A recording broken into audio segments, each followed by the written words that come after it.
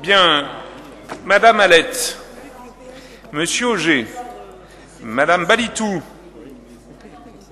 Monsieur Bacher, Monsieur Blanchard, Madame Borgo, Madame Carlier, Madame Collin, Madame Cordier, Courcial est là, Madame Dailly, Monsieur Decordes, Monsieur Dezessart, Monsieur Desmet, Madame Demy donne pouvoir à Monsieur Dumontier, Monsieur Dietrich, Monsieur Dumontier, Madame de Figueredo, Monsieur Fontaine, Madame Foyard, Madame Fumery, Madame Gouraud, Monsieur Guignot, Madame Joran, Madame Ladurelle, Madame Lavalette, Madame Lefebvre, Madame Lefebvre-Brigitte, donc Madame Nadège Lefebvre est aussi là, Monsieur Letellier, Monsieur Le Tourneur, Madame Lévesque, Monsieur Loquet, Monsieur Marchand, Monsieur Nancel, Madame No, Monsieur Paco, Présent. Monsieur Piat, Madame Roux donne pouvoir à Monsieur Dietrich, Monsieur Cellier, Monsieur de Valroger, Madame Van Elzuve et Monsieur Villemain. Bien, mes chers collègues, donc j'ouvre l'Assemblée départementale avec un rapport qui est le rapport attendu 101 concernant les Oui. Un petit rappel au règlement, si on peut appeler ça comme ça. Oui, Monsieur le Président, nous sommes dans une période un peu politiquement troublée, si je puis dire, électoralement encore plus. Et puis, je crois qu'on a un peu chacun besoin d'y voir clair. Quand je siège quelque part, j'aime bien savoir qui est quoi, où est qui est où. Et donc, ça me semble maintenant un petit peu compliqué dans cette assemblée départementale que vous présidez, encore peut-être pour quelque temps, ou peut-être même pour très longtemps, si toutefois vous n'étiez pas élu pour le mandat que vous guignez. Que je guigne. Que vous oui. guignez. C'est un vieux mot, n'est-ce pas? Et donc, voilà, est-ce qu'il y a... vous aviez une majorité quand vous êtes venu ici. Depuis, il y a eu les départementales, de vos élus, je viens d'ailleurs d'en parler avec lui, soutiennent les candidats de Macron. Il y en a d'autres à l'intérieur même de cette Assemblée qui sont candidats contre vous lors des prochaines élections sénatoriales. Y a-t-il un nouveau groupe, des nouveaux groupes qui se sont créés? Y a-t-il une nouvelle répartition de l'Assemblée? Bon, pour notre part, nous sommes toujours au Front National, tous les quatre, n'est-ce pas? Et donc, s'il y a des clarifications à avoir, il serait bon, peut-être, avant de prendre siège, et comme il semblerait qu'il y ait un peu, peut-être, il n'y a pas beaucoup de public, mais enfin un petit peu. Je regrette d'ailleurs toujours que toutes les sessions, et ainsi que les commissions permanentes se déroulent dans le secret le plus absolu de cette maison, puisque tout n'est pas transparent et pas public. Je réclame une fois de plus à cette occasion de rendre public donc toutes nos réunions. Pour revenir au premier propos, vous allez pouvoir peut-être nous dire un petit peu ce qu'il en est, parce que voilà, il y a peut-être un nouveau groupe qui s'est créé à l'intérieur de la majorité, ou voilà, est-ce que pour l'instant c'est toujours pareil, ou y a-t-il des changements? On a vu beaucoup de choses, des gens, parce que c'est important de savoir, les gens sur la liste de Monsieur Vassel qui n'y sont plus, avez-vous terrorisé tout le monde, je ne sais pas, que se passe-t-il? Que se passe-t-il? Eh bien, écoutez, dans l'enceinte de cet hémicycle, il ne se passe pas grand-chose, parce que je ne veux pas que les débats qui concernent le département soient pollués par d'autres débats du genre. En tout cas, je prends bonne note de votre souci de savoir comment fonctionne le groupe de la majorité. Il fonctionne bien, rassurez-vous, Monsieur Guignot, mais l'énergie que vous déployez à vous assurer que ça fonctionne bien chez nous, j'ai cru comprendre dans la presse, vous feriez mieux de le mettre à l'intérieur de votre famille politique, où semble-t-il il y a de vraies dissensions. Et donc ça mériterait aussi que vous occupiez. Ça prend beaucoup de temps, semble-t-il, de réparer et de recoller les morceaux après ce débat présidentiel.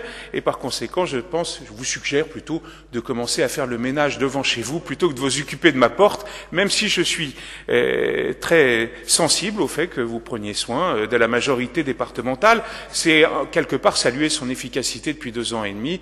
Elle a toujours fonctionné de manière unie jusque-là. Tirerons les conclusions, évidemment, après de la nouvelle étape qui s'ouvre jusqu'à la fin du mandat. Mais néanmoins, je vous conseille juste, voilà, de garder votre précieux temps, votre précieuse énergie et votre savoir-faire pour vous occuper de votre propre famille politique. Et pour conclure, ce genre de questions n'aurait pas eu place ici s'il n'y avait pas eu la presse qui conforte justement l'idée que pour apaiser les débats, eh bien, je pense que la plupart de nos commissions permanentes, dans lesquelles vous avez une attitude extrêmement constructive, parfois, eh bien, mérite que l'on continue à travailler en toute sérénité au service des habitants du département de l'Oise. Voilà, Monsieur le Président, je ne suis pas chargé des problèmes internes, et la preuve en est, d'ailleurs, je suis ici présent alors qu'à la même heure s'ouvre un bureau politique important au sein du Front National pour la refondation, mais je suis ici, vous voyez, comme quoi ma préoccupation des habitants de l'Oise est très forte. C'est d'ailleurs la raison aussi pour laquelle vous me redonnez l'occasion de vous demander autre chose. Pourquoi ne vote-t-on pas aujourd'hui les subventions, les aides aux communes qui, semble-t-il, devaient être votées en ce mois de cette fin septembre ou presque? Ça a peut-être été reporté, mais c'est peut-être... Oui, c'est reporté de 15 jours ou 3 semaines. Les dossiers n'étaient pas prêts, non? Il y avait le hasard du calendrier, peut-être, non? Très sincèrement, c'est le hasard du calendrier. Et a posteriori, je trouve ça plutôt élégant qu'on ne puisse pas instrumentaliser les subventions que vote le département dans un débat qui est un débat aujourd'hui électoral et qui va s'achever dans quelques jours. Ça ne vous a pas échappé, en tout cas pas à moi. C'est vrai que ce fut d'ailleurs à une époque passée le cas avec M. Moncel à l'époque, qui juste avant le dépôt des signatures pour les candidatures présidentielles reculait la date des subventions et le faisait savoir. Mais je n'ai pas du tout pensé faire de parallèle. Hein. C'était simplement une question comme oui, ça. parce que là, il n'y a pas de signature pour les présidentielles. Très bien. Non, très bien. Bon, merci voilà, en tout cas, Monsieur Guignot. J'ouvre donc, j'ai déjà ouvert cette assemblée départementale, et en particulier ce rapport numéro 101 sur les observations définitives de la Chambre régionale des comptes pour les exercices 2010 et suivants. Mesdames et Messieurs les conseillers départementaux, chers collègues, l'heure de vérité a enfin sonné. Nous avons en effet devant nous les observations définitives de la Chambre régionale des comptes. Elles sont le fruit d'un examen commencé en 2015, poursuivi jusqu'en 2016, puis d'un échange contradictoire avec les 2 ordonnateurs concernés, mon prédécesseur et moi-même. C'est un document que nous attendions avec sérénité, en réalité. Depuis plus de 2 ans maintenant, les débats sur la situation financière de notre collectivité ont animé notre hémicycle sans que l'ensemble des protagonistes ne reconnaissent la valeur des analyses présentées jusqu'à maintenant. Compte tenu de l'indépendance reconnue des magistrats de la Chambre régionale des comptes, leurs observations ne manqueront pas, j'en suis sûr, de mettre tout le monde d'accord. J'imagine ainsi que personne ici ne contestera le bien-fondé des observations de la CRC ou n'osera faire comme si ce rapport n'existait pas.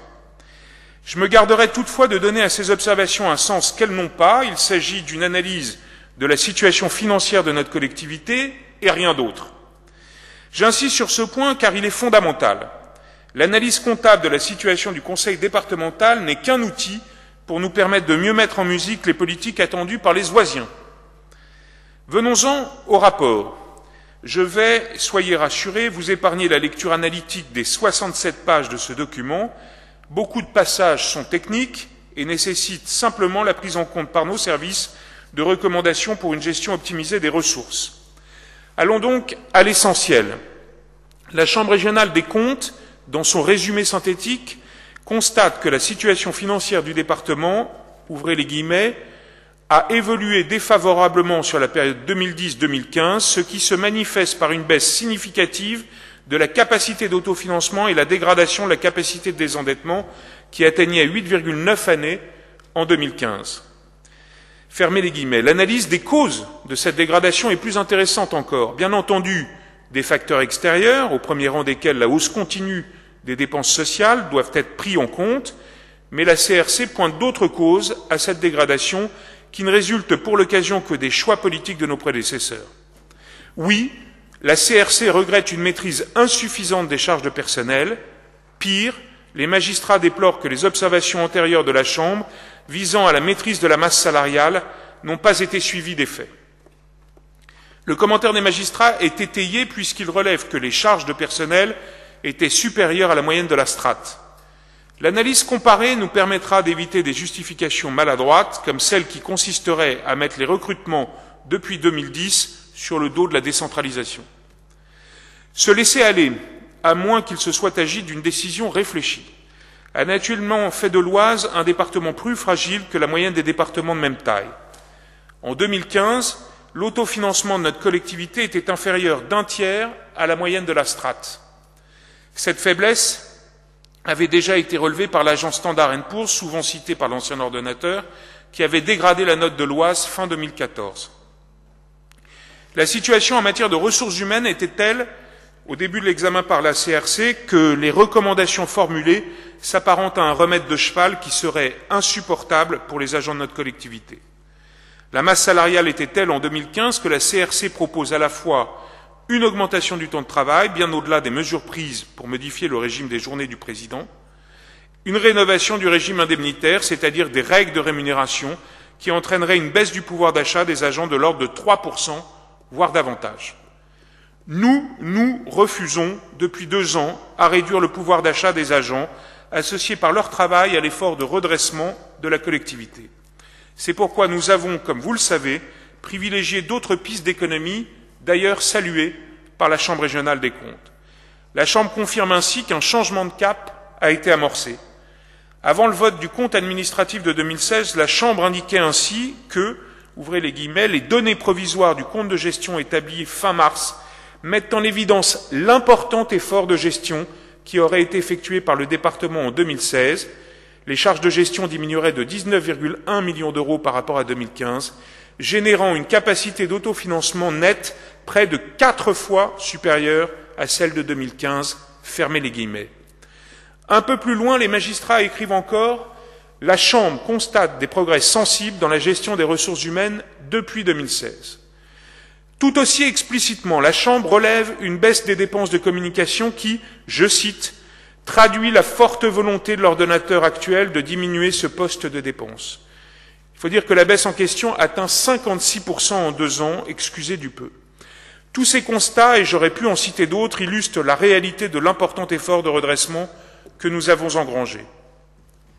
Mais soyons clairs, notre majorité ne tirera aucun avantage du satisfecit de la CRC. La saine gestion est une nécessité, pas un choix. Ces efforts ont en effet un sens, ils ouvrent une perspective. Si nous avons entrepris depuis 2015 des efforts de gestion qui nous ont parfois conduits à prendre des décisions douloureuses, c'est pour redonner à notre collectivité les moyens de ses ambitions et lui permettre de maintenir ses investissements à un niveau élevé au bénéfice des acteurs du territoire. Quoi de pire pour un département que de subir les hausses de dépenses obligatoires? Peut-être l'incapacité de mettre en œuvre des mesures volontaires attendues par les Oisiens. Depuis l'arrivée de notre majorité aux responsabilités, plusieurs décisions importantes ont été prises. Nous avons lancé le passe-permis citoyen, un dispositif dont plus de 5000 Oisiens de 18 à 20 ans ont bénéficié à ce jour. Depuis, le passe-ordi citoyen a complété l'offre d'aide aux jeunes adultes offerte en contrepartie d'un engagement citoyen. Nous avons non seulement amendé, mais aussi amplifié la politique d'aide aux communes et aux intercommunalités. De 34 millions d'euros en 2015, les autorisations de programme mobilisées dans ce cadre atteignent aujourd'hui 44 millions d'euros. Un niveau que nous comptons maintenir dans les prochaines années au bénéfice des projets et des collectivités locales de l'Oise. En parallèle, nous avons pu, avec le SMO THD, accélérer le déploiement du très haut débit sur tout le territoire. Le réseau routier est au centre de nos préoccupations. Avec des moyens en hausse, un effort important est fait depuis 2 ans pour remettre à niveau le réseau routier secondaire sans délaisser le réseau principal, et c'est un chantier, vous le savez, titanesque. Notre engagement pour la construction du canal Seine-Nord-Europe est bel et bien inscrit au PPI. Nous avons les moyens de l'honorer. Nous avons pris un engagement supplémentaire pour le bouclage du financement du barreau Roissy-Picardie avec une participation de la collectivité à hauteur de 12 millions d'euros. Sans la mobilisation du département et des EPCI de l'Oise, le bouclage du financement du projet aurait probablement été impossible. Les moyens informatiques des collèges sont en cours de renforcement et de modernisation grâce au plan Collège du futur. Un plan de construction ou de reconstruction des casernes du SDIS vient d'être initié. Il est doté de 9 millions d'euros.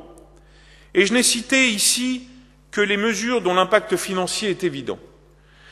Nous ne nous en tiendrons pas à ce bilan. D'ores et déjà, des projets rendus possibles grâce à l'amélioration de la santé financière du département sont sur la table. Nous présenterons dans les prochaines semaines l'offre de services de vidéoprotection qui sera effectivement proposée aux communes en 2018 grâce à la mobilisation de moyens départementaux importants. Dès octobre, les communes intéressées seront accompagnées dans leur démarche. Nous vous présenterons également un plan d'action pour l'amélioration de l'offre de santé dans les territoires touchés par la désertification médicale. Ce plan santé-ruralité, doté lui aussi de moyens importants, sera présenté à l'occasion des deuxièmes rencontres de l'Oise rurale le 12 octobre prochain. Avant la fin de l'année également, nous ferons des propositions pour améliorer l'offre de logement dans l'Oise, à destination à la fois des locataires et des familles qui souhaitent accéder à la propriété. Tous ces projets sont rendus possibles par les efforts de gestion entrepris depuis 2 ans et demi. Notre collectivité est résolument tournée vers l'avenir.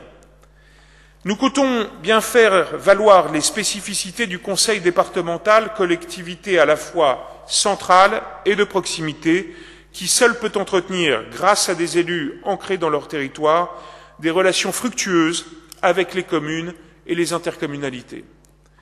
Nous allons aussi examiner, à la suite du rapport de gestion, le rapport de la CRC qui porte sur les opérations de construction et de réhabilitation des collèges publics. Ce rapport met malheureusement en exergue un déficit de programmation que nous allons faire en sorte de corriger. D'ores et déjà, nous pouvons tout de même nous féliciter d'avoir remis sur les rails le projet de reconstruction du collège de Crèvecoeur qui était en souffrance depuis trop longtemps. Surtout, l'amélioration de la situation financière du conseil départemental permettra de mettre au point une stratégie d'investissement plus facilement soutenable. Si nous pouvons nous réjouir, je crois, d'avoir restauré quelques marges de manœuvre pour l'Oise, nous devons continuer de faire preuve d'une grande prudence. Chacun d'entre nous a sans doute en tête les annonces de baisse de dotation du président de la République faites à la conférence des territoires en juillet dernier.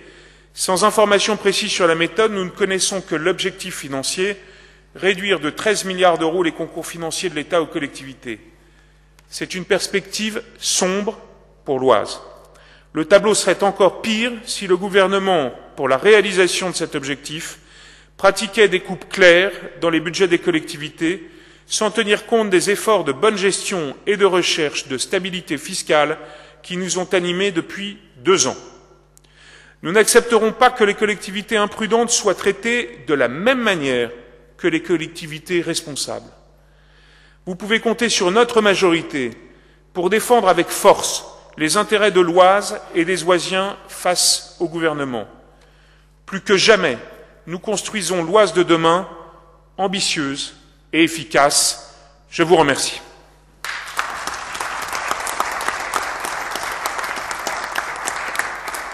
Monsieur Guignot. Ah, Monsieur le Président, vous ne manquez pas de culot ni de toupet. Vous venez de me dire, mais j'attendais la suite, bien sûr, puisque j'étais convaincu, et je n'ai pas eu tort, que vous alliez faire ce que vous venez de faire. Vous prenez la parole pour commenter, si légèrement, le rapport de la Chambre régionale des comptes, qui me semble particulièrement intéressant, entre guillemets. Vous passez rapidement là-dessus pour, effectivement, on a l'impression que vous êtes en campagne électorale départementale. Et vous venez dénoncer tout un programme, ce que vous allez faire, très bien, qui n'a strictement aucun rapport, d'ailleurs, avec le sujet que nous devions traiter, ce fameux rapport. Mais c'est vrai, comme vous le dites, que c'est la raison pour laquelle vous ne voulez pas rendre public les choses, mais là, en l'occurrence, ça vous arrange quand même pas mal d'avoir débité tout ce que vous avez à débiter. Alors, pardonnez-moi, je vais en faire autant, mais à l'envers. Je parlerai du rapport ensuite. Canal Seine-Nord, ah oui, très bien.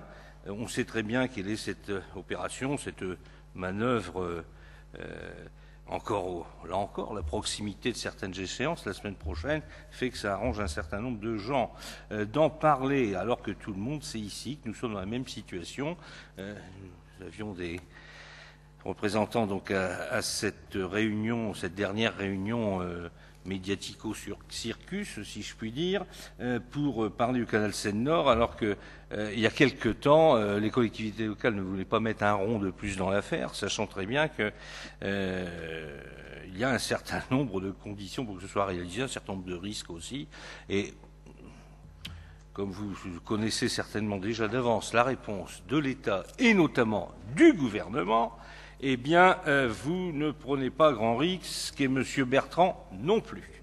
Donc ça, c'est la première chose. Maintenant, là encore, s'agissant de Seine-Nord, vous vous plaignez aujourd'hui du gouvernement Macron et de ses élus. On pourra d'ailleurs reparler aussi des députés qui, avant l'élection de M. Macron, les députés En Marche défendaient le canal Seine-Nord et aujourd'hui sont en train, avec la Belge, de l'enterrer. Je pense notamment à une députée du côté de Noyon. Ça serait intéressant de savoir ce qu'en pense son ami le maire de Noyon qui a fait 15 000 fois campagne sur Seine-Nord. Mais je veux juste encore vous rappeler que s'agissant de cette mise en danger, de la disparition, de la mise au placard, de l'enterrement de Seine-Nord, eh bien, vous avez, vous, comme un certain nombre ici, mais vous particulièrement, vous avez appelé à voter pour M. Macron, connaissant bien sûr très bien ce que ça allait donner. S'agissant de la vidéoprotection, oui, c'est vrai, puisque vous l'avez évoqué, eh bien, nous vous avons soutenu, puisque c'est dans la proposition, je pense que c'est une bonne chose.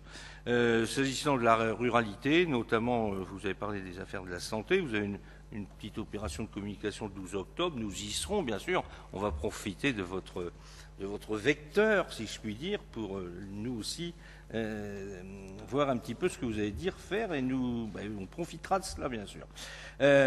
Par ailleurs, tout cela, mais ce sont les conséquences de l'élection du nouveau président de la République et d'une crielle de députés qui aujourd'hui, eh bien, font ce que nous pouvons constater. Revenons au rapport qui me semble particulièrement tout de même atterrant, attristant, et puis surtout, je pense qu'il faut ne pas s'arrêter à prendre acte comme nous sommes supposés le faire.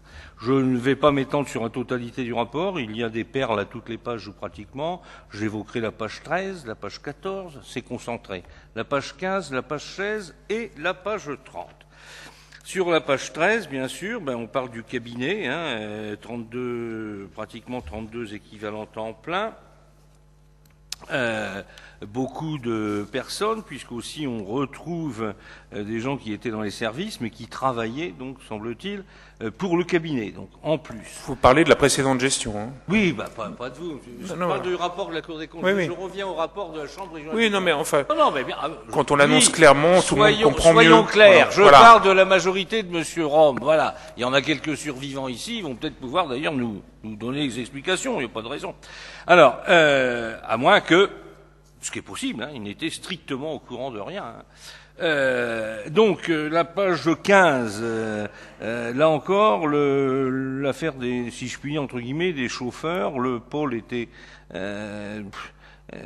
assez important, et puis il suffit de regarder le coût et les charges de personnel pour se dire qu'effectivement, cette affaire a coûté cher aux contribuables.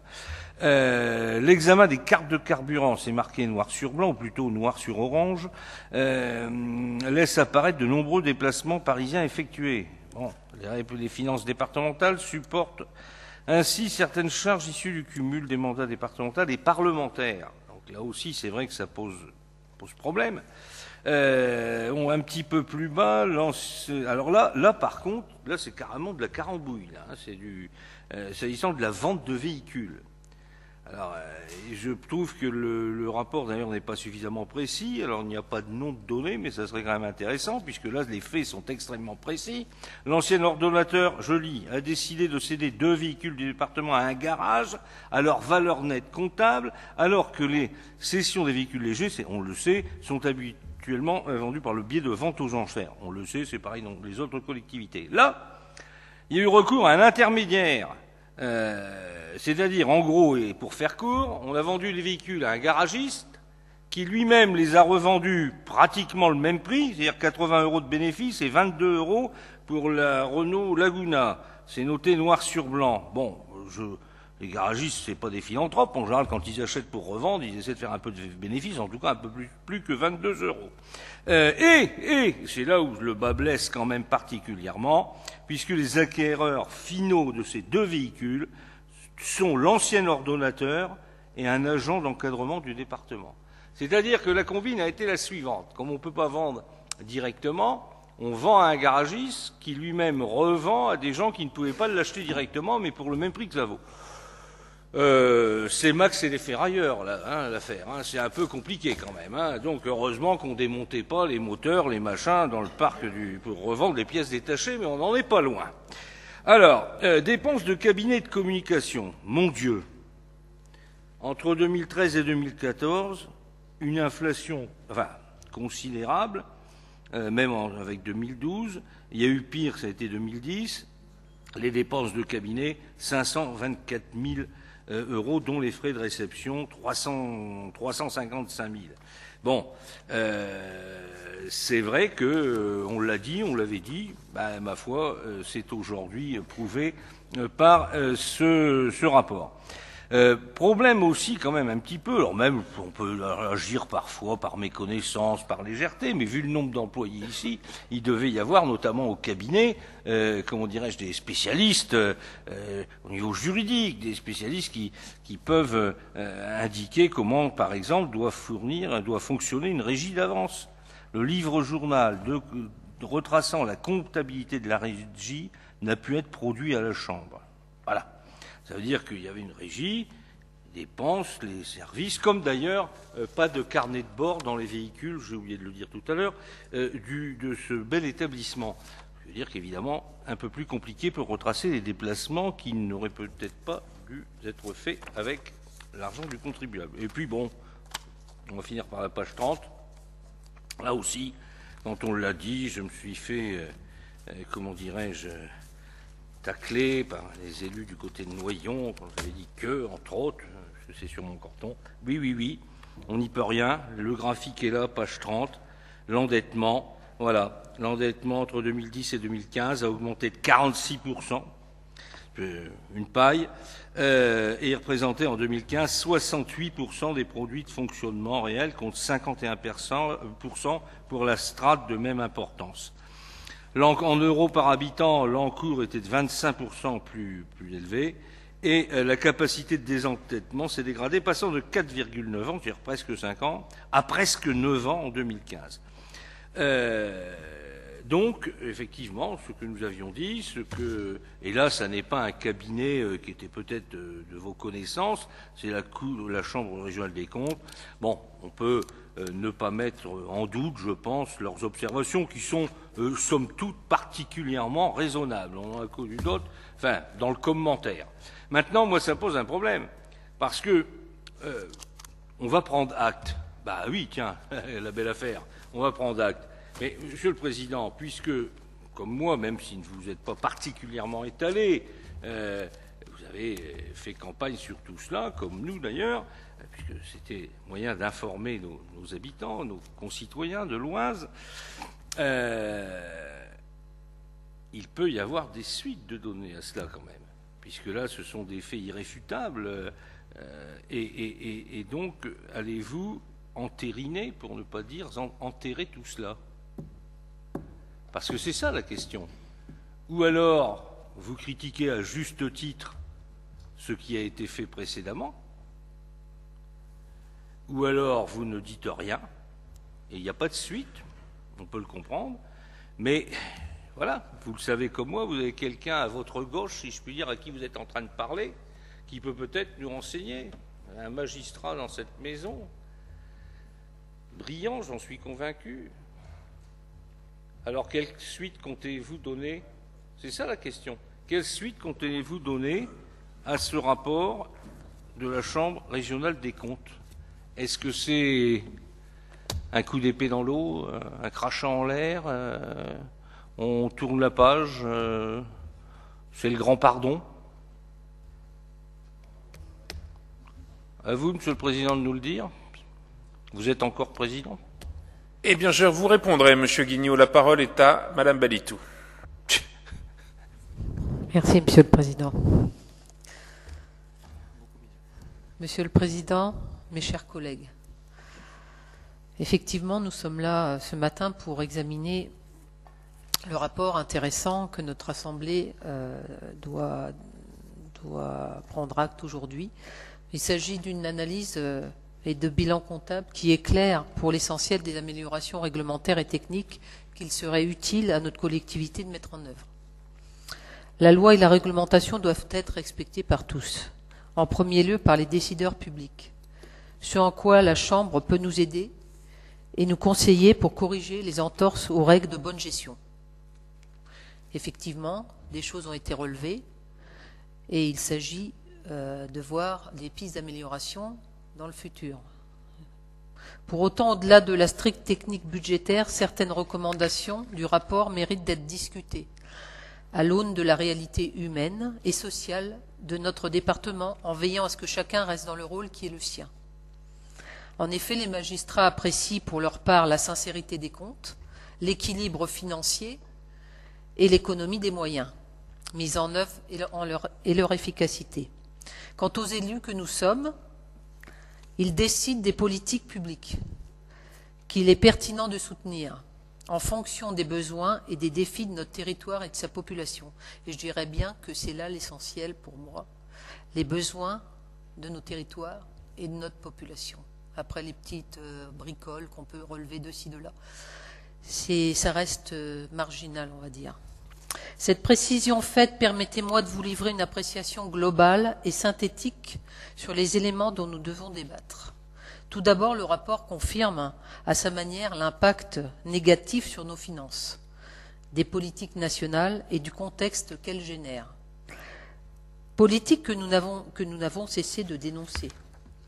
Par exemple, comme le précise la synthèse de celui-ci, la situation de notre département est due pour une part importante à la situation conjoncturelle défavorable, du fait de recettes liées à l'activité économique qui ont progressé moins vite que les dépenses d'action sociale, notamment celles liées aux revenus de solidarité active. C'est l'effet ciseau, longuement évoqué sur les bancs par l'ancienne et la nouvelle Assemblée. Rien de nouveau sous le soleil. La Chambre ajoute toutefois que l'endettement de notre collectivité résulte d'une insuffisante maîtrise des charges de personnel, suggérant entre les lignes à notre collectivité de réduire encore les effectifs de la collectivité. Je note qu'il s'agit d'une recommandation habituelle de la Cour des comptes et des chambres régionales qui en dépendent. Elle est formulée tous les ans dans de multiples rapports à des collectivités et à l'État. À titre d'illustration, la Cour des comptes aurait identifié dans un rapport en date du mois de juin de cette année, à destination du gouvernement, plusieurs leviers d'action. Parmi ces leviers, la baisse du nombre d'agents publics, la baisse de leur rémunération, la stabilisation des dépenses en matière d'éducation, l'allongement de la durée du temps de travail, la suppression de la bonification des agents publics en Outre-mer, la réduction de la durée des contrats aidés en les réservant au secteur privé et à la diminution de la durée d'indemnisation chômage. D'ailleurs, il est fort regrettable qu'on ait à déplorer la baisse des contrats aidés dans nos collectivités et les maires ne me démentiront pas sur ce propos. Un problème budgétaire, permettez-moi de le dire, pas tout à fait modéré. La baisse de l'intervention publique, pour ne pas dire l'austérité sévère, est donc une orientation constante de la Cour des comptes et des chambres régionales des comptes que je n'oserais qualifier de rengaine, par respect pour les magistrats. Il n'est donc pas étonnant que la baisse des effectifs soit un horizon suggéré par la Chambre dans le cas de notre collectivité. Ce traitement est indiqué par la Cour des comptes à quasiment toutes les collectivités de France, qu'elles soient toutes situations confondues. Il apparaît aujourd'hui à tout le moins décalé à l'aune de la catastrophe liée à l'ouragan Irma, catastrophe qui a en effet éclairé la nécessité d'un État fort, réactif, solidaire, ce qui est incompatible avec une politique d'amoindrissement de l'État et des collectivités locales. Donc, pour ce qui concerne notre collectivité, permettez-moi de prendre avec des pincettes et avec une immense précaution la recommandation de la Chambre pour ce qui concerne la masse salariale, d'autant plus que nous allons être impactés par la récente décision gouvernementale de couper les contrats aidés au mépris des réalités humaines et territoriales.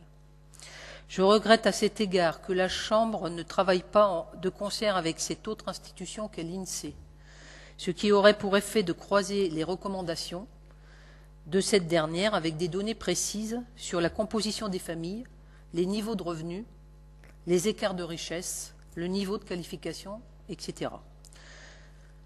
De fait, 12 lignes introductives ne permettent pas de mettre sérieusement les recommandations budgétaires de la Chambre en lien avec la réalité humaine et sociale de notre département. C'est bien regrettable.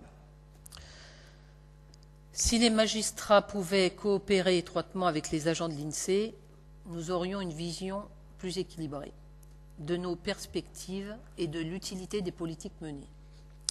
De ce point de vue, l'ouvrage réalisé par notre observatoire départemental, en collaboration avec l'INSEE, intitulé « Pauvreté et précarité dans l'Oise », aurait mérité, de notre point de vue, d'être mentionné dans le rapport que nous examinons à titre d'information. Je m'étonne que ce ne soit pas le cas, tant les informations qu'il contient sont utiles. Ce travail indiquait, par exemple, que les ménages pauvres de l'Oise perçoivent une part plus élevée de prestations sociales que la moyenne, sous forme surtout de prestations sociales. Il indiquait également que le niveau de vie des plus riches est dans notre département 3 fois supérieur à celui des pauvres, que la pauvreté est plus forte dans les villes de l'Oise par rapport à la moyenne des villes françaises, dans les pôles urbains comme dans les pôles ruraux, que plus de 20% des familles monoparentales vivent sous le seuil de pauvreté, que les ménages pauvres dépendent plus qu'ailleurs des prestations sociales et que plus une famille s'agrandit dans notre département, plus la situation de pauvreté est fréquente. Voilà qui, à mon sens, est important à souligner, compte tenu des différentes actions à mener envers les populations et de la faiblesse aussi de certaines personnes. Il ne faut pas oublier que le département, sa vocation première, c'est quand même la solidarité. Et ça, je ne l'oublie pas et je tiens à beaucoup le souligner. Des observations sans lesquelles aucune recommandation budgétaire n'a de sens, notamment dans une collectivité prioritairement compétente pour ce qui concerne les solidarités. Sans contester nullement l'utilité du rapport de la Chambre, il semble cependant que celui-ci considère la gestion locale sous l'angle unilatéral et exclusif des finances publiques et de la technique budgétaire sans examiner les dynamiques territoriales dans le détail. Et à mon sens, c'est quand même assez regrettable. Chacun son métier, me direz-vous. Je suis d'accord. C'est pourquoi un tel rapport ne peut être l'alpha et l'oméga pour un gestionnaire local. Il s'agit d'un éclairage budgétaire et technique. Utile, il est vrai, qu'il faut le respecter, prendre en compte, mais aussi relativiser par le biais qu'il comporte obligatoirement certaines failles, on va dire. Parmi les éclairages utiles dont nous avons pris connaissance, avec une attention toute particulière, j'ai relevé le chapitre dédié aux aides du bloc communal. D'ailleurs, mon collègue Sébastien Nancel s'exprimera là-dessus, mais je me permets de relever plusieurs éléments. D'abord, je note que certaines municipalités ont bénéficié d'un traitement particulier très avantageux en matière d'aide au bloc communal. Je citerai l'exemple de Noyon, qui a reçu 409 € par habitant sur la période 2010-2015, alors que dans le même temps, une commune comme Montataire ne recevait que 137 € par habitant. Pourtant, les habitants de Montataire ne sont pas mieux dotés que les habitants de Noyon en service public, ni plus riches, bien au contraire. Mes collègues de Montataire pourront d'ailleurs en témoigner. Il ne s'agit bien entendu pas d'opposer les communes les unes contre les autres. Chaque situation est différente. Mais de tels écarts ne s'expliquent pas autrement que par un traitement inéquitable. Enfin, c'est vraiment mon sentiment profond. Rien ne peut justifier que Noyon ait bénéficié de 3 fois plus d'aides que Montataire, ou 2,5 fois plus d'aides que Clermont. L'égalité de traitement et l'équilibre doivent prévaloir en matière d'aide aux communes. Et il y a probablement beaucoup à faire pour réduire les écarts que nous constatons, tant ils sont importants, même si nous devons constater quand même qu'il y a eu une amélioration ces derniers temps. Pour autant, rien ne peut justifier que l'aide aux communes soit diminuée, sous prétexte qu'il s'agit d'une compétence facultative, comme le souligne le rapport. Et ça, c'est très inquiétant de lire ces propos dans le rapport. Cette compétence est facultative, mais elle est vitale pour les communes du département. Elle est vitale d'autant que les dotations de l'État vont diminuer. Et comme le président le faisait remarquer, nous pouvons attendre une diminution des dotations de l'État à hauteur de 13 milliards d'euros, promis par le gouvernement Macron, ce qui inquiète très largement beaucoup de collectivités qui ont déjà beaucoup de mal à boucler leur budget. D'une manière générale, la seule lecture comptable des politiques publiques conduit parfois à des recommandations froides, qui auraient, si on les appliquait, des conséquences négatives. L'aide aux communes en est un exemple frappant. Sans cette politique, l'investissement reculerait. L'emploi et la qualité, eux aussi, en conséquence. Donc, moi j'espère que l'aide aux communes sera continuée et amplifiée. C'est mon souhait le plus sincère dans cette collectivité. Parce que les différentes communes ont besoin, et les syndicats bien entendu, ont besoin absolument de l'aide du département pour pouvoir investir dans des périodes de difficultés financières qu'elles rencontrent. Pour terminer, il est évident que la réglementation s'impose à notre collectivité et que les rappels constitués par la Chambre en la matière sont utiles. Au contraire, certaines recommandations sont à examiner avec recul, notamment en matière de gestion de ressources humaines. Et il serait inadapté de notre point de vue de les prendre pour argent comptant. Voilà mes conclusions. Je vous en remercie. Merci Madame Balitou. Monsieur Villemain ensuite avait demandé la parole, puis Monsieur Dumontier. Oui, Monsieur le Président, mes chers collègues, nous sommes réunis ce matin en séance publique pour normalement examiner le rapport de la CRC rendu sur la période 2010-2015. Mais à écouter la présentation faite par notre président, dont un tiers des propos ont porté sur le rapport de la CRC, mais les 2 tiers, j'ai cru voir, j'ai cru entendre un discours de candidat au sénatorial. Et ce qui est, je vais dire, malheureux, c'est que, en introduction à cette séance, vous avez dit une phrase qui voulait dire ce que je vais retraduire. Je ne souhaite pas faire entrer dans cette enceinte les affaires politiques extérieures. Mais vous êtes vite tombé dans ce travers. D'ailleurs, j'ai constaté sur les bancs de la majorité que certains de nos collègues applaudissaient. Mais je pense qu'en fait, ils faisaient du clapping en playback. Voilà. Signe qu'ils n'étaient pas tellement d'accord, en accord peut-être avec le fond, mais en désaccord sur la forme. Et ça, Monsieur le Président, vous auriez dû, pour la neutralité de cette enceinte en ce moment, vous passer de nous faire un discours programme basé sur le rapport de la CRC. Les 2 ans et demi que nous venons de vivre au sein de cet hémicycle ne me laissaient peu de doute, je vais dire aucun doute, sur les discours que nous avons entendus et que nous allons entendre. Nous connaissons maintenant la musique, j'allais dire la rengaine. Faillite, mis sous tutelle, banqueroute, en sont les meilleures notes. Vous allez vous efforcer de démontrer que les postures adoptées étaient justes et chacun d'entre nous va camper, et on le voit déjà, sur ses positions, rejouant les mêmes notes. Certains vont jouer du verbe pour pouvoir ressortir quelques faits croustillants. Certains ont fait des effets de manche, baguette à la main. D'autres vont pousser le trait pour tenter de briller, tous tel le chef d'orchestre interprétant Songe d'automne sur le pont du Titanic. Personne dans cet hémicycle, et c'est dommage, n'a le talent de Wallace Hartley, le chef d'orchestre du Titanic. Sauf peut-être moi, en toute modestie.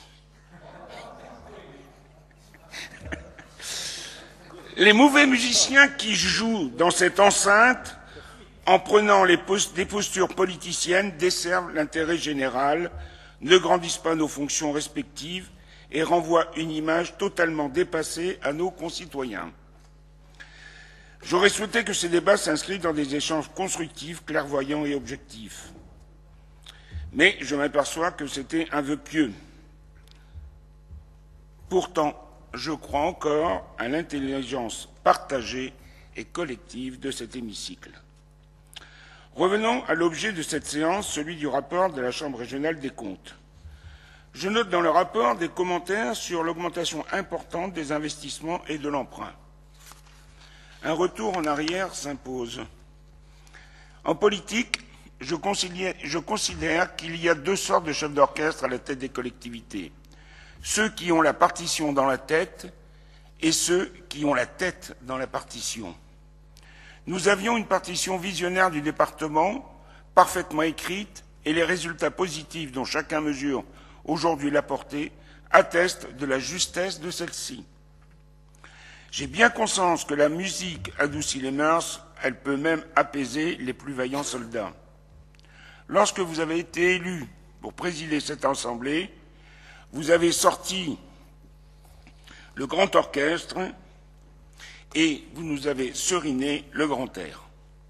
Et puis, le temps faisant ses effets, Monsieur le Président, vous avez pris conscience que la partition de l'ancienne majorité était harmonieuse, meilleure que la vôtre. Notre symphonie inachevée vous a tellement envoûté que maintenant, vous tentez de l'achever, de la conclure, j'allais dire, et vous en jouez actuellement les dernières notes. Vous ressortez des cartons les dossiers que vous aviez politiquement enterrés à votre arrivée et que vous considérez comme vôtres aujourd'hui est majeurs. Plus de faillites. Les comptes sont redressés, mais dans la mesure où la faillite n'a jamais eu lieu, le sauvetage était plus aisé. La Cour des comptes n'alerte nullement sur cette soi-disant faillite tant annoncée. Comme le dirait M. Marchand, la rédaction des juges est parfois trop mesurée et l'interprétation est de mise. Mais les mots sont les mots, surtout en français. Ceci étant, sans interprétation aucune de ma part, votre changement de posture nous donne raison sur les orientations et décisions qui ont été les nôtres, et je vous remercie de votre lucidité enfin retrouvée. L'écriture de la partition par l'ancienne majorité pour le Conseil général était basée sur les constats suivants. Rattraper le retard dans l'exercice même de ses compétences, en éducation, accueil des personnes âgées et des personnes handicapées, et les sous-investissements en matière routière, en répondant aux besoins criants des territoires, tant urbains que ruraux.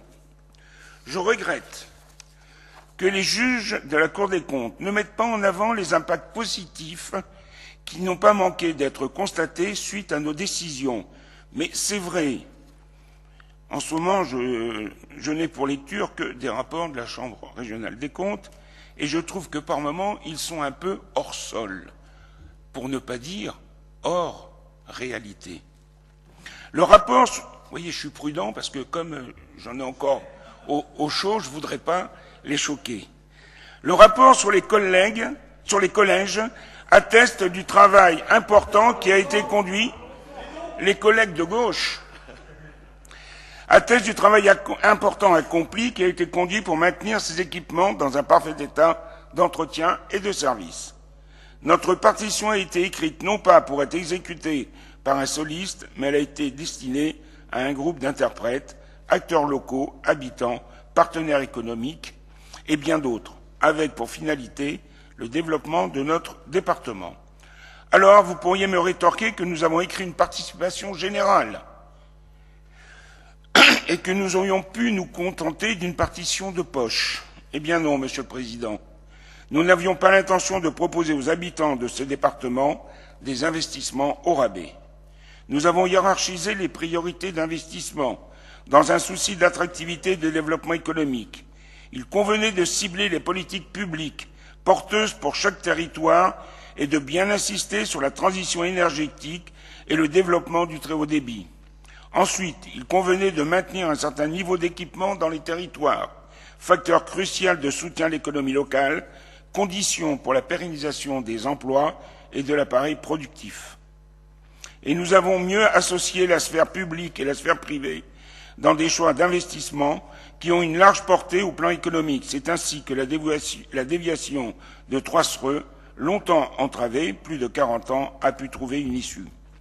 Des décisions courageuses et ambitieuses ont été prises durant cette période.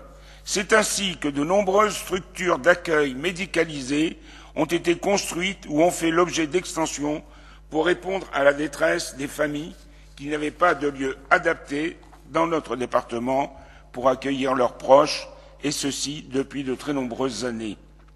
Notre bonne gestion financière et le recours à une agence de notation nous ont permis de poursuivre le programme d'investissement engagé dans l'Oise. Oui, nous avions été cotés AA-, mais qui a encore, reconnaissez-le, une note très bonne.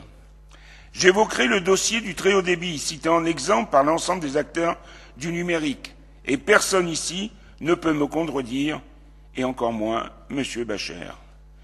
Cet investissement, toi je te fais de la pub, cet investissement était précurseur et aujourd'hui il est l'essence même du dynamisme incontestable de l'Oise. Je précise également que de nombreux projets ont par ailleurs bénéficié d'excellentes conditions de financement. Ainsi, il est indéniable que les décisions d'investissement qui ont été prises ont été mesurées, sous-pesées, et les impacts sur nos territoires enclavés, appréhendés. Déviation de Noyon, Ribécourt, Rocade de Beauvais, doublement de la 1016 et bien d'autres. On a oublié aussi la 1331. Vous pouvez porter toutes les critiques a posteriori, c'est aisé, et maintenant que les ouvrages structurants sont bien là et que vous les inaugurez, bien sûr. Je rappelle que l'ensemble des conseillers généraux qui siégeaient dans cet hémicycle ont voté ces investissements. Oh, certes, pas à travers le BP, mais lors des rapports en CP qu'ils ont acceptés dans leur entièreté. Les Isariens qui aujourd'hui bénéficient au quotidien des retombées positives de ces projets ne peuvent que nous remercier. Non seulement, j'ose le dire, nous justifions une véritable rentabilité sociale en améliorant considérablement les conditions de vie des habitants, mais nous avons amélioré leur déplacement, domicile-travail. Si vous en doutez, je vous invite à interroger les usagers sur les incidences positives des différentes déviations. La création du SMO THD pour déployer les nouvelles technologies sur tout le territoire isarien, les travaux routiers majeurs, les engagements pris dans le cadre du développement maîtrisé de l'aéroport de Beauvais-Tillé sont autant de marqueurs qui aujourd'hui confortent le département dans la dynamique encore constatée cette année sur les droits de mutation. C'est donc un choix délibéré d'investissement pour l'avenir de notre département que j'assume et que nous assumons et qui est assumé par l'ancienne majorité pour la période 2004-2014.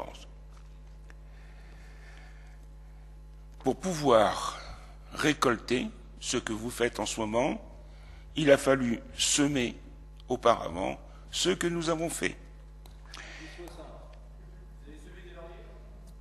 Oui, on va parler de ta maison.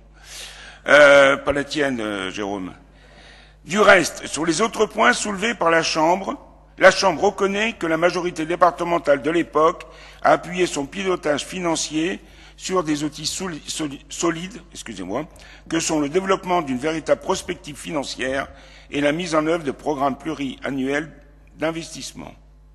À cet instant, je veux remercier publiquement les agents du département mis à mal à travers les critiques de la masse salariale et des avantages acquis par la CRC.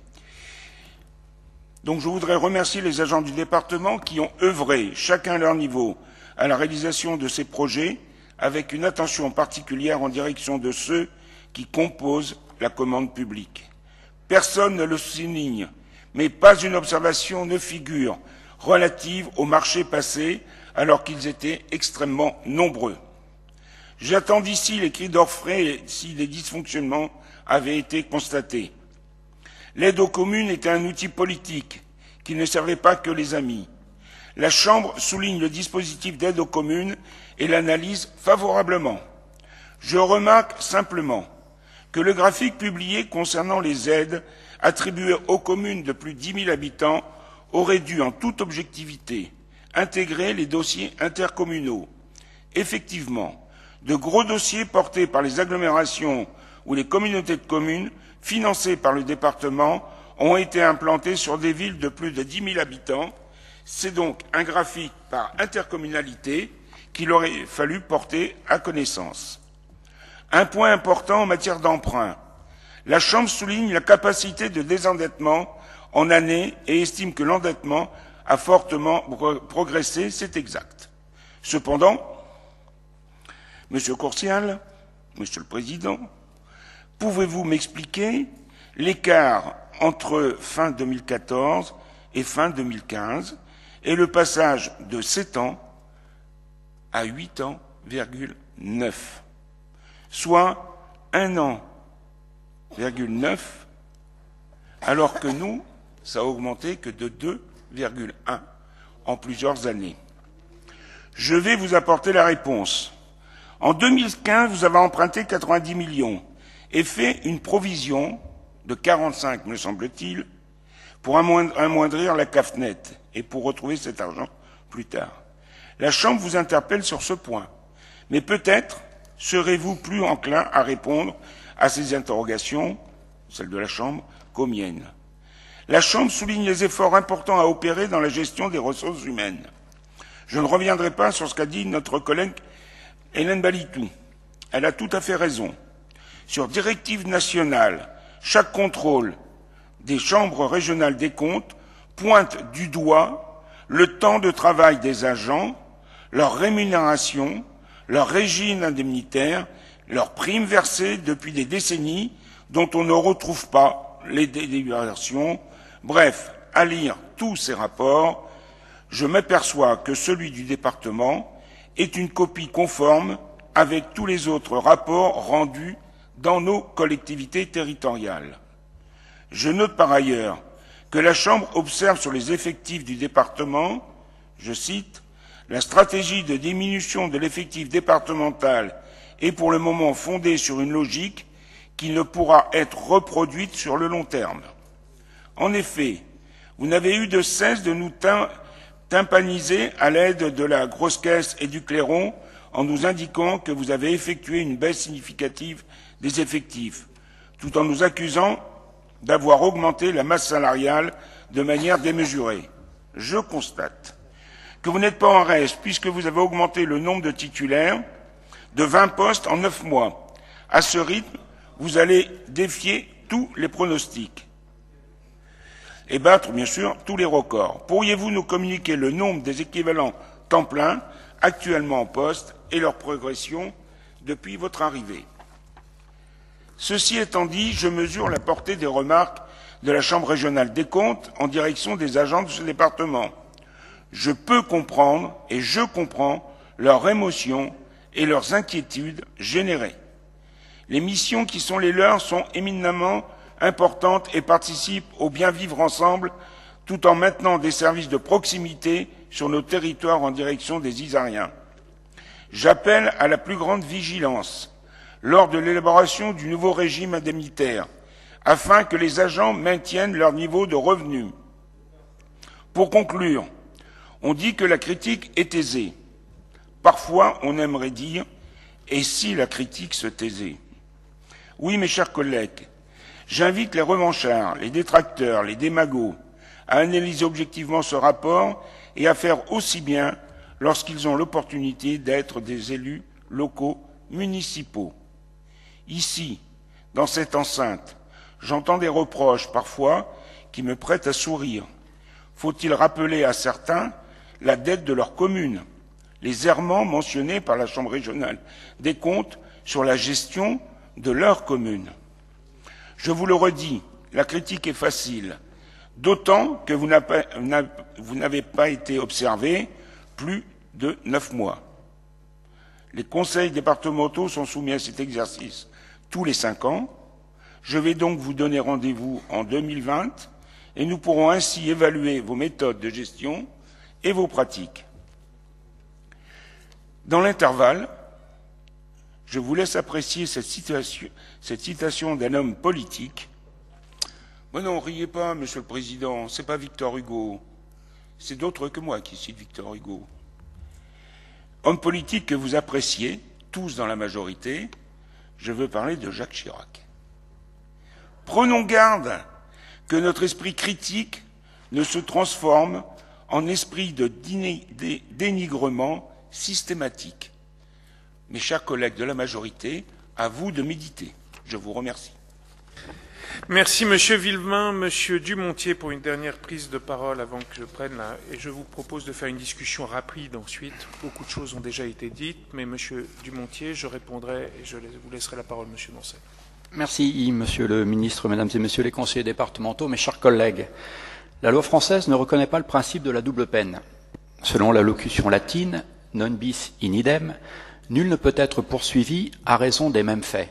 Et pourtant, s'il existait, c'est précisément ce principe qui s'appliquerait ici après la publication du rapport de la Chambre régionale des comptes sur la gestion 2010-2015, celle de l'ancien président du conseil départemental Yves Rome et de sa majorité.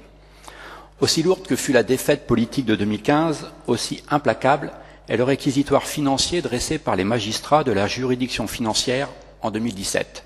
Pour certains, il faudra encore bien du talent, bien des approximations, bien des accommodements pour expliquer ce qui ne peut plus être nié dorénavant, la dérive budgétaire folle et inconséquente d'Yves Rome et de sa majorité.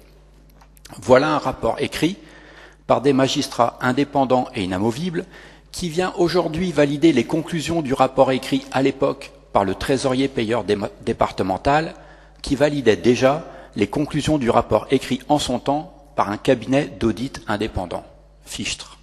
Cela fait beaucoup de validations pour que cela ne soit pas la vérité unique, définitive. Je ne reviendrai pas sur les données financières synthétiques et complètes présentées par le président Édouard Courtial. Elles ont été dites après avoir été écrites une fois, 2 fois, 3 fois. J'en résumerai toutefois l'économie générale. Sur la gestion 2010-2015, oui, la gestion d'Yves Rome et de sa majorité a entraîné dangereusement le cours de notre département vers un gouffre budgétaire qui menaçait à très court terme sa pérennité même. La logique qui prévalait est tout autant effroyable qu'incompréhensible. Plus les contraintes structurelles pesaient sur notre département, au travers de la hausse constante des dépenses sociales, au travers de la réduction des dotations aux collectivités territoriales décidées par François Hollande, ce que nous pouvons entendre, et moins la raison et la rigueur présidaient alors au choix politique, ce que nous devons condamner. Il y avait toujours plus de dépenses infondées, toujours plus de recrutements inexpliqués. Sur la gestion actuelle, depuis 2015, oui, la gestion d'Édouard Courtial et de sa majorité est marquée du sceau de la responsabilité. Les choix faits, pour les plus difficiles, ne l'ont évidemment pas été de gaieté de cœur. notamment lorsqu'il s'est agi de réduire les effectifs. Et il y a lieu de saluer le travail accompli par Patrice et Jérôme sous l'autorité du président Édouard Courcial. Derrière le terme dont la compréhension est réservée aux seuls initiés, de TP, équivalent temps plein, nous savions bien qu'il s'agissait de femmes et d'hommes dont le travail qu'ils ont accompli faisait honneur à la fonction publique territoriale et que nous renvoyions à l'inconnu de leur avenir. Et je ne parle pas ici des emplois de complaisance mis au service d'une réélection. Mais c'est un choix assumé, car il en allait tout simplement du devenir de notre département, et la réalité était que si nous avons été contraints de faire ces choix si douloureux, c'est parce que ceux qui nous ont précédés ont toujours fait les mauvais choix en ce domaine. Je pense aussi à Christine et à Jean, qui furent en première ligne pour assumer la baisse des aides aux associations, mais ce fut, à vrai dire, le cas pour chacun d'entre nous sur les bancs de la majorité qui avait à assumer les erreurs et manquements de la majorité sortante et d'ailleurs sortie. Mes chers collègues, il y a bien un avant et un après, et c'est tant mieux. C'est tant mieux pour notre département. Certains, depuis Paris, parfaitement déconnectés des réalités du terrain que nous connaissons, et je rejoins en cela mon collègue Christophe Dietrich, ont comme ambition de faire disparaître les départements qu'ils voient comme une strate superficielle entre des super intercommunalités auxquelles nos concitoyens n'entendent rien, et ils ont raison, et des régions toujours plus gigantesques et toujours plus lointaines et auxquelles nos concitoyens ne s'identifient plus, et ils ont raison. Yves et sa majorité semblaient avoir une toute autre ambition. Dissoudre le département, croulant sous les dépenses, enseveli par un égo boursouflé digne d'un « après-moi le déluge », lancé par Madame de Pompadour à l'adresse de son amant Louis XV en 1757. Il y a bien un avant et un après, et c'est tant mieux. Les politiques départementales que nous déclinons ont bien comme objectif de remettre cette collectivité au service de nos villes et de nos villages, notamment au travers de la vidéoprotection, au travers de l'aide aux communes, au travers de l'aide aux milieux associatifs, au travers de l'aide aux plus fragiles de nos concitoyens. Il y a bien un avant et un après, et c'est tant mieux, car la gestion 2010-2015 incarne aussi précisément certaines dérives dont nos concitoyens ne veulent plus, et là encore, ils ont raison. Je fais évidemment allusion à l'importance des frais de réception et de communication engagés durant cette période pour la seule gloire du président, frais que notre majorité, sous la houlette de son actuel président, n'a eu aucun mal à réduire de plus de 50%. Comme quoi, la politique menée dépend exactement de celui qui l'incarne et la porte, et je ne pousserai pas plus loin la comparaison, la Chambre régionale des comptes le fait très bien toute seule. Et en parlant de dérive, parce qu'il s'agit bien de cela, à la suite de ce qui fut dit, je ne peux pas passer sous silence la conception, pour ne pas dire l'utilisation, somme toute assez personnelle qu'avait Yves de la collectivité ou du marché de l'automobile d'occasion. Et pour répondre à notre collègue Jean-Claude Villemain, je pense que c'est précisément ce genre de comportement qui est de nature à rompre la confiance de nos concitoyens en la parole publique et à les précipiter dans les bras des extrêmes. Cet exemple me laisserait ainsi à penser que si certains à Paris se prennent pour Jupiter, d'autres, à Beauvais, se sont pris pour Hermès, chacun ayant noté qu'Hermès, au gré de l'opportunisme politique, volait aujourd'hui moins qu'il ne marchait. Mes chers collègues, le président Édouard Courcial nous a rappelé à nos responsabilités à la lecture de ce rapport. Il a demandé à sa majorité de l'efficacité et de la sobriété. Le travail que nous accomplissons s'inscrit dans une double perspective. Continuez l'effort de redressement que nous impose le mandat d'Yves et de sa majorité, et soyez assurés que nous maintiendrons ce cap. Poursuivre la dynamique de renouveau et le souffle d'espérance que notre élection a fait naître, et soyez assurés que nous atteindrons notre objectif. Cela sera aussi de nature à réconcilier nos concitoyens avec la politique, et cet enjeu n'est pas mineur dans une France qui gronde, qui souffre, où les premières mesures prises traduisent une méconnaissance absolue de ce qui fait le quotidien de la France qui se lève tôt, de l'Oise, des villes et des villages, où les premières mesures prises traduisent une volonté clairement affichée d'affaiblir et de démanteler les collectivités territoriales. Aussi, vive le département de l'Oise, vive la République et vive la France. Je vous remercie.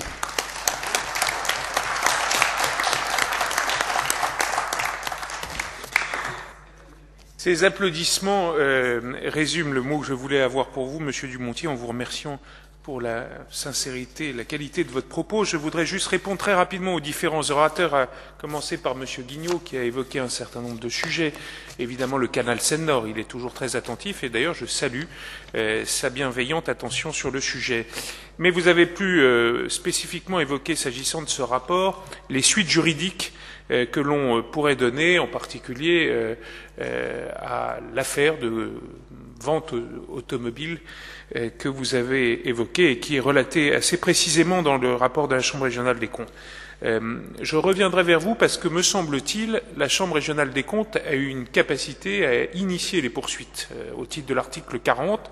Je ne sais pas ce qu'elle a décidé de faire. Nous allons en parallèle mener une expertise juridique pour savoir quelle est notre capacité à agir. J'imagine qu'elle est totale, mais donc je reviendrai vers vous sur ce sujet-là. Madame Balitou, évidemment, vous avez pointé, et là on est toujours d'accord, le désengagement de l'État, c'est-à-dire à la fois la baisse des dotations et surtout l'augmentation des dépenses imposées à la collectivité. Donc je voudrais évidemment saluer cette observation qui est factuelle, même si évidemment nous avons plus que des différences d'appréciation sur le cadre politique général, mais je salue aussi la droiture et la cohérence des propos que vous tenez, la ligne et la cohérence avec la ligne politique que vous défendez, même si nous ne sommes pas d'accord. S'agissant de l'aide aux communes, vous avez exprimé le souhait que cette aide aux communes soit renforcée. Alors, très heureux pour dire que c'est un objectif commun dans un cadre budgétaire extrêmement contraint. Et nous avons d'ailleurs augmenté l'aide aux communes qui était de 34 millions d'euros en 2015 à 44 millions cette année. Et évidemment, on aimerait encore faire plus, d'autant qu'on distribue cette aide aux communes, et vous en êtes vous-même les témoins, voire les acteurs, sans aucun sectarisme. Je suis désolé de le rappeler, mais ça n'a pas toujours été le cas, et vous l'avez d'ailleurs noté par le passé, mais nous nous attachons au projet selon la qualité et l'intérêt qu'il représente pour la commune, plus généralement pour le territoire, le département, et non pas par la couleur politique de celui ou celle qui le porte. Monsieur Villemain, alors Monsieur Villemain, vous avez pris beaucoup de parallélismes musicaux pour faire entendre votre petite musique, pour mieux faire oublier la musique de chambre. Moi, j'aimais pas la musique de chambre, mais finalement, la musique de la Chambre régionale des comptes me va très bien.